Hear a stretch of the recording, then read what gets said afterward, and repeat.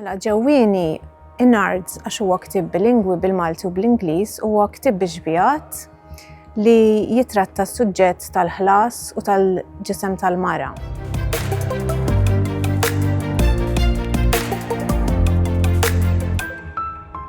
Ġejna niltaqgħu ma' Mirjam Galja, awtriċi u artista li għadha kif varat il-ktieb bilingwi tagħha ġewwieni Inards. Dan il-ktieb huwa ppubblikat minn Kotba Kallejja u jikkuntrasta l-ħlewwa ta' tarbija ta' twelid mal-ħruxija tal-ħlas. B'hekk jagħti leħen l-esperjenza femminili li hija tassew b'saħħitha iżda li għadha mistura u msikta.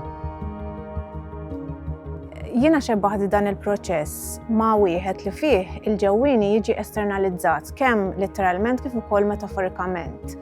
Ta' ġewwa jiġi barra u ta' barra jiġi ġewwa.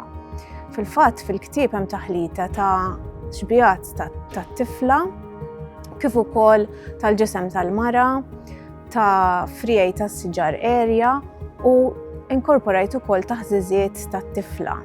Jiena kontrastajt l-irtubija ta' tarbija ta' twelid ma' il-ħruxija ta' dan il-proċess fiżiku fuq il-ġisem tal-mara. F'dan il-ktieb xtaqt naħkem ukoll lura in-narrattiva ta' din l-esperjenza femminili importanti li spiss għadha sottorappreżentata jew inkella tingħata interpretazzjoni romantiċizzata jew patriarkali.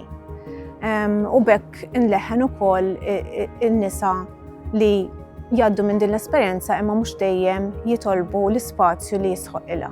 Jiena ispirajt ruħi ħafna mill-frijaj tas-siġar area għax xebbaħthom ma' l-estetika tal-ġisem, tal-vini, ukoll il-kuntrast bejn kif semmejt qabel l-irtubija tat-tifla dak id-dawl, imma wkoll il-fatt li jien dan il-proċess ġalli naħseb fuq l-introspettività, ġifri fuq il-ġewwieni mhux biss fiżiku imma psikoloġiku.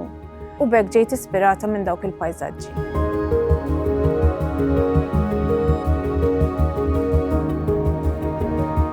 Dan il-ktieb ħassir tnedija fl-20 ta' Diċembru fi Studio Solipsis li jinsab ir-Rabat li huwa l-bażi ta' Kotba Kallejja. U f'din il-tnedija ħajkun hemm wirja ta' xogħlijiet kif ukoll forsi xi attivitajiet oħra.